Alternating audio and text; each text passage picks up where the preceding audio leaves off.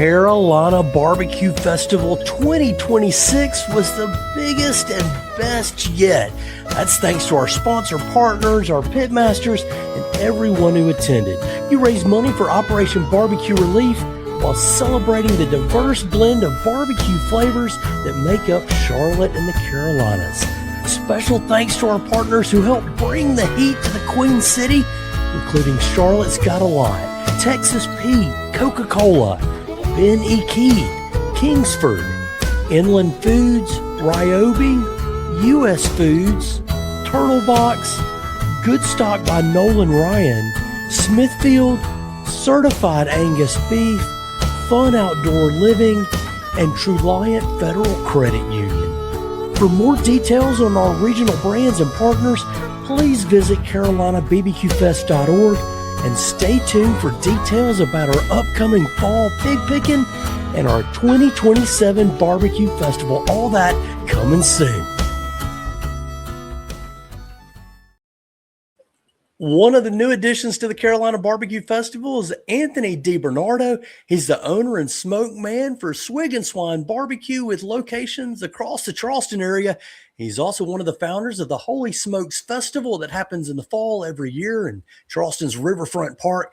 And we're excited to welcome him to the Low and Slow Barbecue Show. Anthony, thanks so much for joining us. Man, thanks for having me. I appreciate it.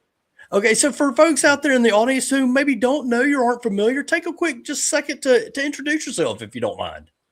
Yeah, my name is Anthony, obviously. Owner and Smokeman at Swig Swine Barbecue with 5 locations in the Charleston area and one of our newest locations in the Myrtle Beach area as well. Excellent. So one more piece of introduction that we've added to our 5th season here of the Low and Slow Barbecue Show. Anthony, I know a little bit about your background, kind of coming from the Northeast. You've been in the Low Country a long time now. I want you to close your eyes and imagine the perfect barbecue meal. What is it? Man, the perfect barbecue meal? Yeah. It's a meal that somebody else cooks for me. That about goes for every perfect meal these days. It's that meal that somebody else cooks. Not that I'll ever get tired of cooking, but at soon to be 54, I've done my fair share. So regardless of what's on the menu, if somebody's fixed it for you, you're good to go. I'm good to go. Well, let's talk a little bit about Swig Swine. What is it and how'd you get started and what's it kind of turned into apart from those, you say 6 locations in South Carolina? Yeah, Swig Swine is honestly the culmination of the great American dream. I started in kitchens when I was 12 years old. I don't know if anybody's a football fan, but Ron Jaworski, the old quarterback from the Philadelphia Eagles, sure, had a country club not too far from where I grew up in South Jersey, and I got my start scrubbing pots in their banquet kitchen. Mm-hmm. So that kind of lit my fire per se, and I worked my way up through his establishment there, from the banquet kitchen to the hotline, and in the beginning of my senior year of high school. I did 2 things. I joined the Navy. I did the delayed enlistment program. So I joined early. So as soon as I finished my senior year, I would depart for boot camp. And I wrote the caption that would go underneath of my senior picture in my yearbook. And that caption read that I would do 4 years in the military and I would open my own restaurant. So that was 1989. I did my 4 years, and then it took me till 2014, but I did it, and I opened the first Swig Swine in 2014. So literally the great American dream come true. Now, I saw somewhere in another piece of media, did you really sleep on a cot there with the smoker in those early days back in 2014? For the first 6 months, or probably a few weeks longer than 6 months, before I hired my first overnight guy. Wow. Yep. That's some real commitment. Why'd you feel like you had to shoulder that burden yourself? Um, we were just getting started, and everything I had was riding on that location. Everything I had, it was a gamble. I Hmm. mean, I gave up a paycheck. I went broke. It took us 8 months worth of construction. Mm. I hustled on the weekends doing whatever caterings I could do to try to make ends meet. Everything I had was in the building. I had maxed out every credit card. I mean, it was do or die. So I wasn't about to leave my future and my family's future in somebody else's hands. Once you start to kind of build some momentum and see some success, hire that additional person on and grow, build some growth into it.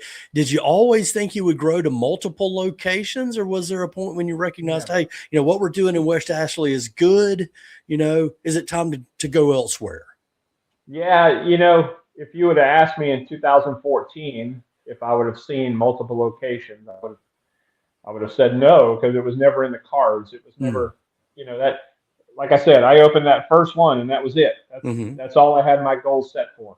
So I had to kind of pivot and set a whole new set of goals. And you know, when we opened the second one, so the second one came about because we noticed that the traffic in Charleston was getting worse, and it was Charleston itself was getting more congested. Yeah.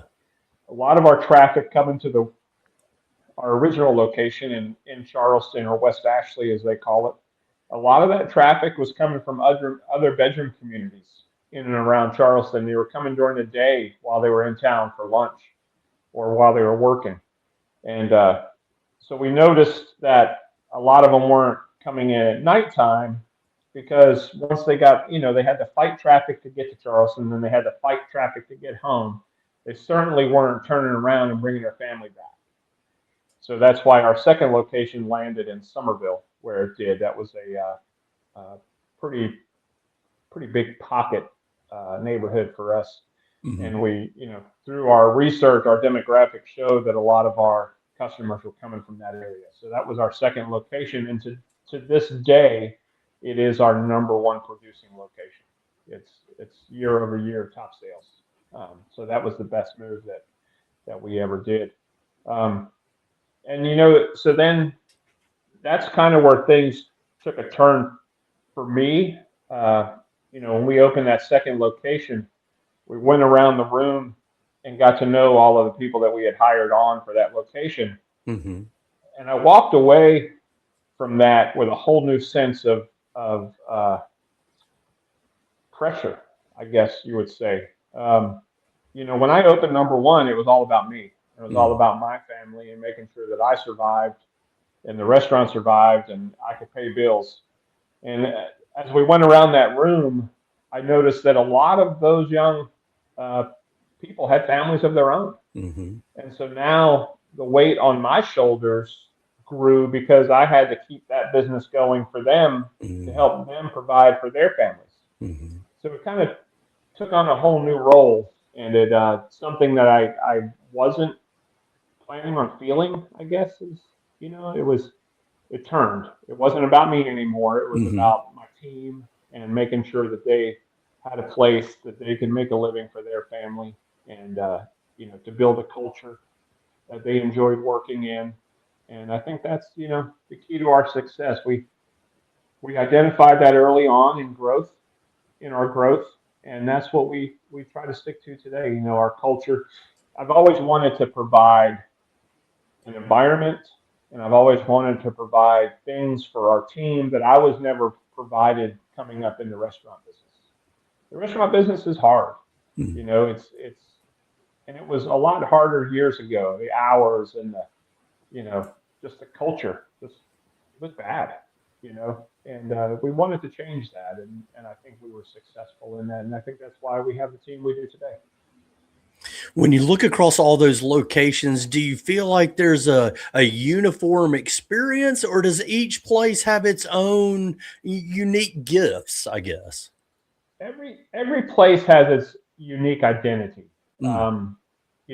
From a menu standpoint, every location does their own smoking. So we We have smokers in every location. We have pit guys in every location. So every location is doing their own smoking, and that was, we can get to that. That was another part of the growth and trying to nail down the consistency that took us for a wild ride. But Somerville is the customer base is very loyal, and they'll be in 3 or 4 times a week.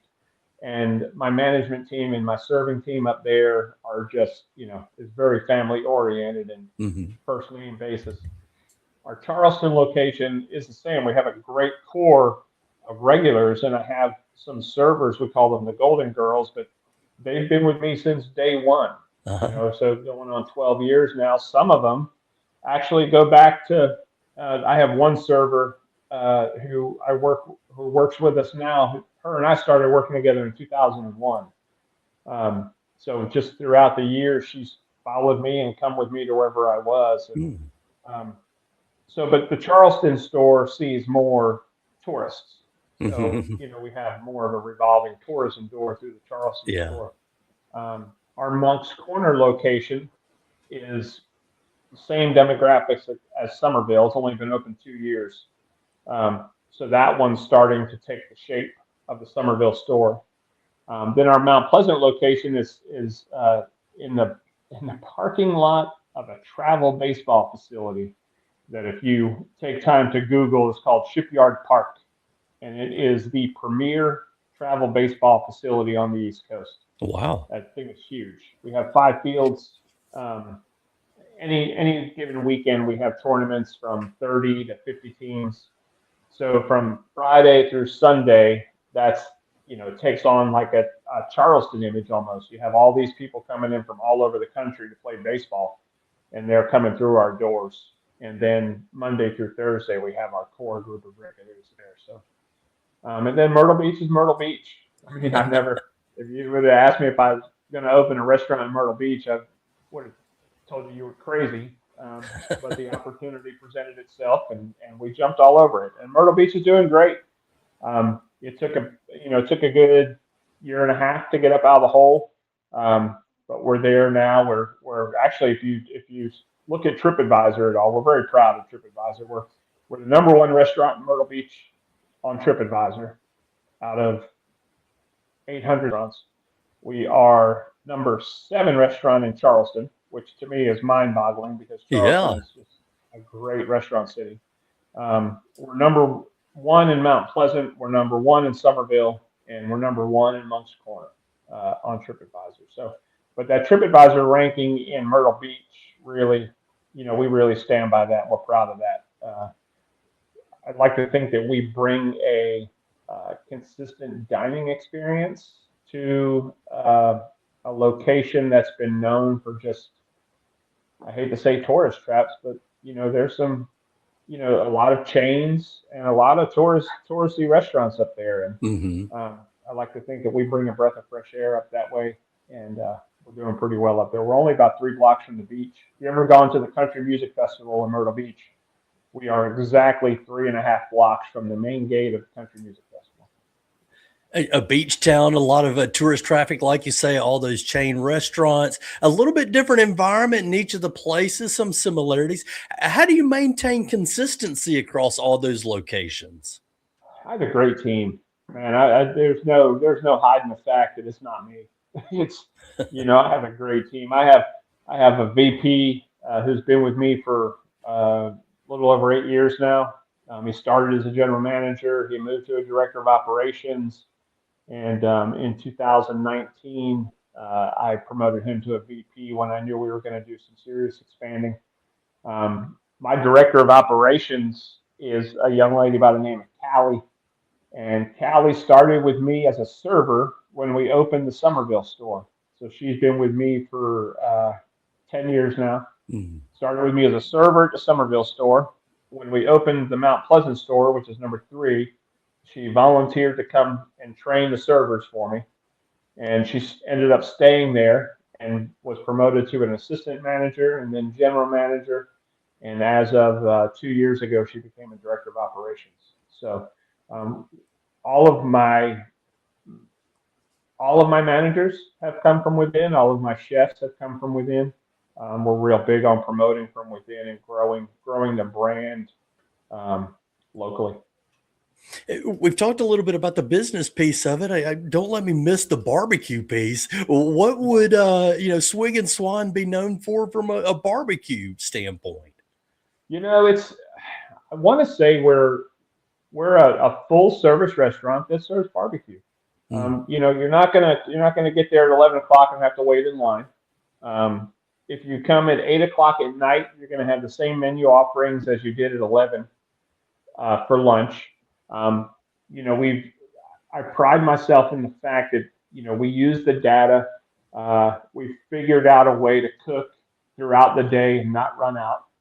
Um, and that's what we are. We're your staple barbecue place. Like, we have Lewis, and Lewis is great, and Rodney is great, and Palmyra is great, and everybody has their own little niche. But you don't have, when you come into Swig and Swine, you're greeted at the door by a host or a hostess, Mm-hmm. and you're sat at a table, and you're waited on from start to finish, and you're treated with just genuine hospitality from the minute you walk through the door. And that's probably our biggest uh, attribute, is that hospitality piece that goes along with the barbecue. But when you sit down, you don't have to look at a menu and decide, do I want a pound? Do I want to have, we fix everything in plates. So you get a single meat plate, 2 meat plate, 3 meat plate. Let us do the portioning for you. Enjoy it, and it keeps people coming back multiple times a week. Yeah, and particularly in the locations, like you say, that are tourist reliant, that moves a lot of people where you don't have to stand in line. That would be a turnoff for me as a tourist if I go to a barbecue restaurant. No, I want to go stand in line at Peachland, every now and then. But if I'm, if I'm at the beach and want barbecue, which I normally do, I may not want to have to deal with all that. So I want to talk a little bit about your backstory. Before I get there, I want you to look ahead and say, what does the future hold for Swig and Swine now in 2026 and looking ahead? Let's see, the future. Well, I can talk about the future now because I'm about 2 weeks away from turning the keys over to our new house to my wife. We were in the process of building a new house over the past year, and the rule was that I was not allowed to open any new restaurants. And she just flashed me, by the way, from across the room. I was not allowed to open any new restaurants until the house was done. So now that we're 2 weeks away from moving into the new house, I can say that I have started to look around the area to see what may be available. Not that I'm tired of Swig and Swine, but we do a thing on Mondays called Meat and Three Mondays, and it is extremely popular. I mean, it's probably, outside of a weekend, it is our busiest day of the week, and it's because of that meat and three. There's the meat and three, the good old fashioned meat and threes have slowly started to disappear. It has. So I think we're going to bring that back with a small, barbecue implement to it. But part of our backstory is we lost our son a little over a year ago, and his name was Lumpy. His nickname was Lumpy. His real name was Asher. But when I look at expansion, I look at a new concept, and I look at Lumpy's Diner coming into play, and I look at a good old fashioned soul food meat and three. So that'll be the next. I'm calling my shot now, like I did in 1989. I'm calling my shot. In the next couple of years, you're going to see a new concept pop up from Swig and Swine called Lumpy's Diner. I love it. I can't wait to see it. It's definitely exciting news. And I'll tell you, Anthony, we've, like many people in the audience, I've followed your story and the story of your son, Asher, and our prayers and thoughts have been with you certainly along that time. Going into the backstory a little bit more, working for Jaws, country club of the Philadelphia Eagles, did you do barbecue there? And if not, where did you get the kind of the nose for cooking live fire? live fire, man, that just came about. But the love for pig has always been strong. Okay. I grew up Italian. My family's rooted in South Philadelphia, and there was always pig around. Always a pig at family gatherings. My father did some time as a butcher. One of my sisters married into a German family. They raised hogs. My dad would have a refrigerated trailer on site every October, and we would slaughter for the winter. Um, so I had the introduction to whole animal butchery, especially hogs, early on, and the pig has always been prevalent on our dinner table. But just my love for food, and you know, when it came time for me to do my own thing, that's where the timing, I looked at the timing window. So you had Bessinger's Barbecue, which I think is maybe 88 years old right now. Um, so you have Home Team Barbecue, which is about to turn 20. So when I opened 12 years ago, Home Team had only been open for 7, going on 8 years. Mm-hmm. They were the only new barbecue to open in I don't know how many years in the Charleston area. So Charleston was ripe for barbecue at the time. There was no, especially full service barbecue. There was no full service. Messenger's was still a buffet. Home Team was quick service, and so that's when and that goes.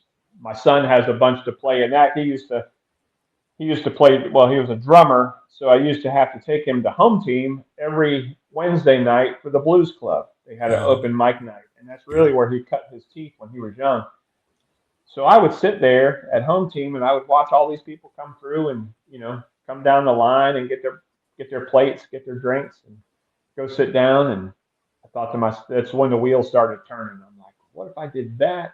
But I implemented the whole full service thing to it, and the bar piece, and kind of used my fine dining skill set, and the hospitality piece of it to do that, and that's where the wheels started turning, and that's where the seed started, and that was it. I got you. So now you mentioned your career in the U.S. military, the Navy. Yeah, A big man like you chose to get on a submarine. Now you're not quite as big as Big Brisket is there for Black Powder Smokehouse Keith Henning, but a big guy like you on a submarine, apart from learning how to duck, is there anything you took from that helps you in the barbecue and the restaurant business specifically? I tell everybody that Keith's my brother. He came out first. So he got more. He's a little bigger. There were people who confused you at Friday night's kickoff at the barbecue festival. They said, "Is that?" No, they're two different people. Yep. Yeah. So if you know anything about the Navy, the submarine is about the fewest people you could cook for.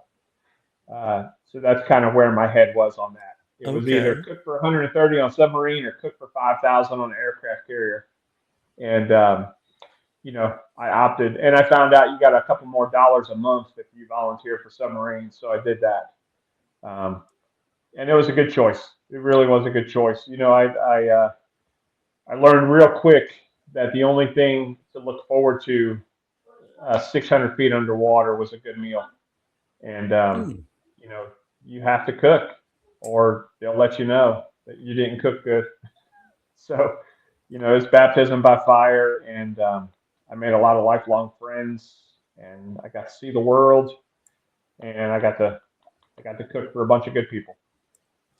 We're talking with Anthony DiBernardo, owner of Swig Swine Barbecue in South Carolina's Low Country, in and around Charleston and across the state. He's one of more than 30 pitmasters who are part of this year's Carolina BBQ Festival in Uptown Charlotte. You can see the views from the festival. Find them at Carolina BBQ Fest's Instagram page. Be sure to follow the festival on social media. They'll have updates about upcoming events. The fall pig picking will be here right before you know it, so stay tuned for more about that. CarolinaBBQFest.org has updates all year long. Just visit the website. In fact, you can click Get Connected and stay in touch with festival updates right into your email. So CarolinaBBQFest.org. Everybody knows proceeds from this year's festival support Operation Barbecue Relief as part of the Carolina BBQ Festival's BBQ for a Cause mission. That's a passion that our guest today knows a little bit about barbecue festivals, supporting charitable causes. In fact, about the time our buddy Sweet Lou launched the Carolina BBQ Festival, Anthony DiBernardo was part of the team that launched Holy Smokes in Charleston. Anthony, tell us how that came about. Aaron from Home Team and I, we've been friends for a while. And, we actually, Ed Randolph from Handsome Devil Barbecue up in New Jersey was passing through town. He did a cookbook that benefited OBR. And Aaron and I both had recipes in the cookbook. And Ed came to Charleston to help promote the book. We had a little event at Aaron's place. And as the night was going on, Aaron and I were just talking about things. And, we're like, Charleston's due for its own barbecue festival. We have our own wine and food festival. And at that festival, there's a small barbecue piece. But nothing at the time was ever dedicated truly to barbecue. And him and I had done events all over the country for other people. So we got the conversation started. And then right at the beginning of COVID, we have two other partners in the whole event, Joe Norton and John Davis. And the two of them reached out to me to pick my brain about using a piece of land that they had to do some festivals on. And I said, hold on. I said, before we go any further, let me bring Aaron into this fold, because him and I had already been talking about a barbecue festival. So the four of us got together, we discussed it, and that was it. We launched the first Holy Smokes. Aaron and I went through the list, and the first list we had was everybody that we've done events for in the past. Yeah. And that was, between the two of us, that was 24 people. Wow. So those were the first 24 pitmasters that we called to help us do the first Holy Smokes Barbecue Festival. And that was, we're going on year 6. So now, last year 5, we've grown from 24 pitmasters to over 60. Wow. And we're doing a check presentation actually next week for our local Ronald McDonald house. We've already done our check presentation down in New Orleans for Hogs for a Cause. Those are our two benefactors for the event. We're 100% nonprofit. The only thing we keep is enough money to pay for the location the following year. We have to pay for the park that we use. So we make sure we have enough money in the bank account to pay for that location every year, and then the rest of the money left over goes and gets split between the two charities. 2 years ago, the guys from Hogs for the Cause came alongside of us, and we went up to Greenville, to Prisma Children's Hospital in Greenville. We donated $1 million to help build the hematology oncology wing up there that they did.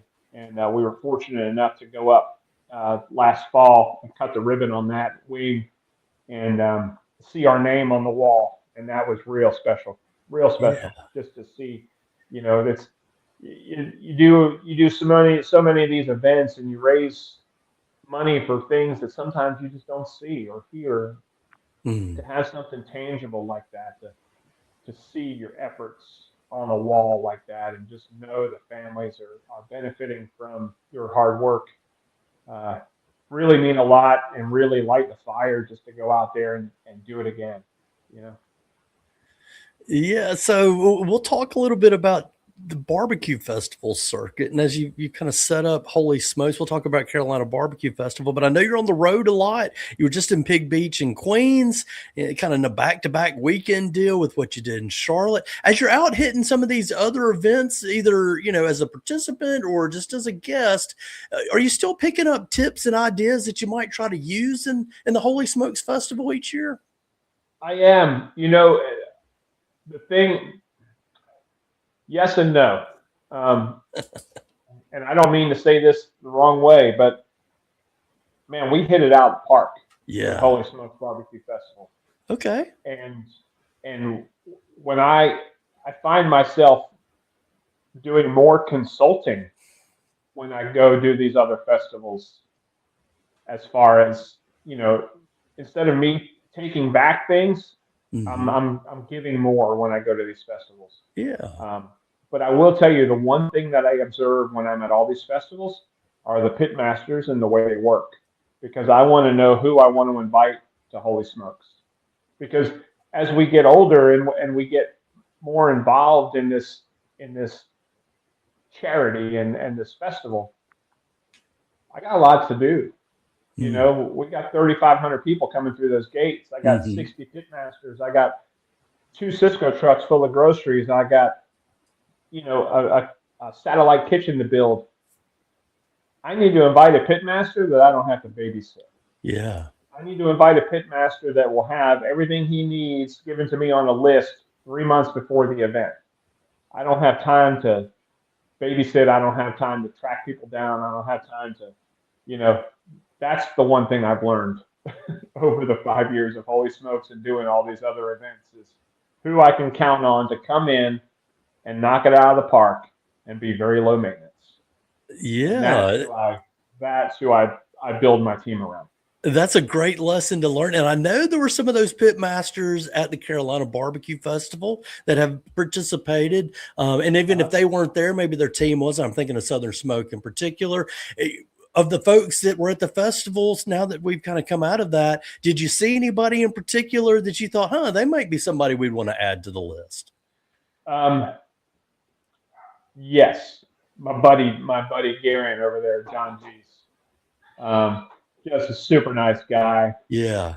Just gets it, he's, that's the other thing I look for, the level of ego. And because I like to think that I really don't have one.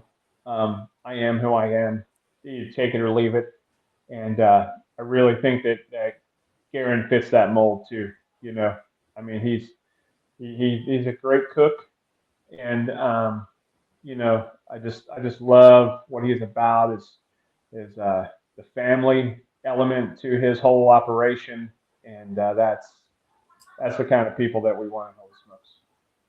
Wow, what a great compliment. Maybe a little bit of a scoop. We've been proud to have Garen on the show a few times, and we definitely are big fans of his as well. As we talk a little more about the barbecue festival before we wrap it up, maybe some last thoughts about, how did the festival weekend go for you and your thoughts as a first timer at the Queen City's barbecue event?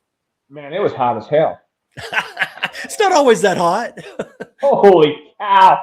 I'm like, it's funny because I don't schedule any festivals in the summertime because it's just so dang hot, and I'm getting older and I just can't do it like I used to when I was younger.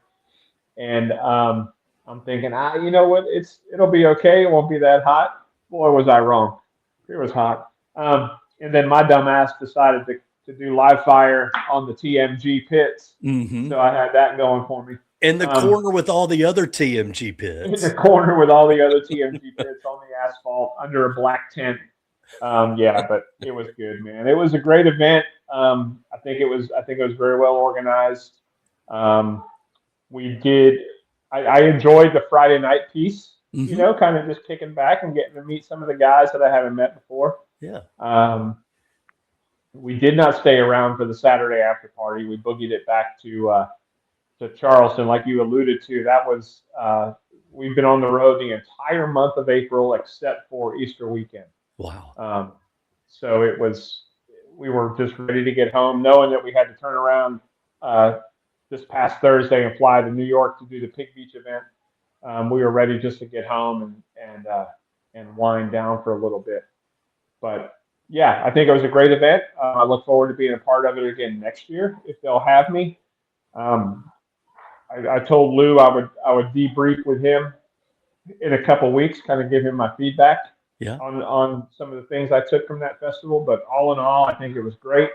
The crowd, I really enjoyed the people that we cooked for. I mean, there was some enjoyed meeting a lot of them. They were good people. Yeah, and we definitely enjoyed getting a chance to meet you and sample your great dish. Enjoyed that very much. It was one of my favorite bites of the festival, I would certainly say. The beef and cheddar, man, those fast food guys got nothing on you in beef and cheddar. That was the real deal. Really good stuff. So you've been very generous with your time. I want to let you get back to that rest and relaxation such that it is in restaurant life here off of a trip, and maybe open I'm up the on my way floor. to do a taco party for 50 right now. So Well, let me get you to share just a little bit of something maybe you want other people to know about that we haven't touched much on, or that you want to explain some more, and we'll let you get to the party. man, I don't know. Just check out Holy Smokes. A lot of talk about barbecue festivals, a lot of talk about all these big events, but um, you know, research the festivals you're going to. Who's benefiting from those festivals? Mm. Are there some people lining their pockets, or is all that money going to some charitable organizations? And Mm-hmm. I think that's really what helps us stand out with Holy Smokes. And if you like barbecue, you like live music, you like beautiful weather, you like Charleston, then the second Saturday of November is the place for you at Riverfront Park. Holy Smokes Barbecue Festival, over 60 pitmasters from all over the country. We bring in, we set ours up differently. It's not like individual tents, so you're not going to have to go to 60 different tents. We set up 4 villages. Mm-hmm. So we get those guys to team up on dishes in the villages, so you can, there's 4 villages, over 20 plates of food from 4 villages. And then if you go VIP, we bring in 6 chefs from all over the country, like big name chefs too. And I always look forward. The guys from Pesh in New Orleans come up every year to help us do this thing, man. And they're great guys, and I love. They past couple of years they've been doing this redfish on the half shell, and it's just remarkable. And but yeah, Holy Smokes Barbecue Festival. It's a great ticket for the money, and 100% of all the fun, all the money we make gets split down the middle to our local Ronald McDonald House and Hogs for a Cause, which gives grants to families dealing with pediatric brain cancer. And that, my friends, is the final word from Anthony DiBernardo, owner and Smokeman for Swig Swine Barbecue in the South Carolina Low Country and elsewhere across the Palmetto State. Anthony, thank you so much for joining us. Man, thanks for having me. I appreciate it. You've been listening to the Low and Slow Barbecue Show, sponsored by the Carolina BBQ Festival, CarolinaBBQFest.org. Visit the website, sign up to stay in touch, and be sure to follow Carolina BBQ Festival on Instagram and Facebook. To our audience, thank you for listening to the Low and Slow Barbecue Show. If you like what you hear, share our podcast with your food-loving friends, and please give us a 5-star rating on your favorite stream. Visit lowslowbbqshow.com, and you can subscribe to the podcast. lowslowbbqshow.com also has our podcast interviews with other pitmasters and chefs, our blogs with BBQ news and festival other details, and you can sign up for our weekly newsletter where we deliver the latest Carolina barbecue news every week. The Low and Slow Barbecue Show is proud to be part of the Mesh.tv network of podcasts. That's where Andrew Moose is the producer of our podcast, and others on the Mesh network. Find them all at the Mesh.tv. That's where you'll also find me and the Low and Slow Barbecue Show. I'm Chigger Willard, reminding you that for the best barbecue and the best barbecue podcast, make it low and slow.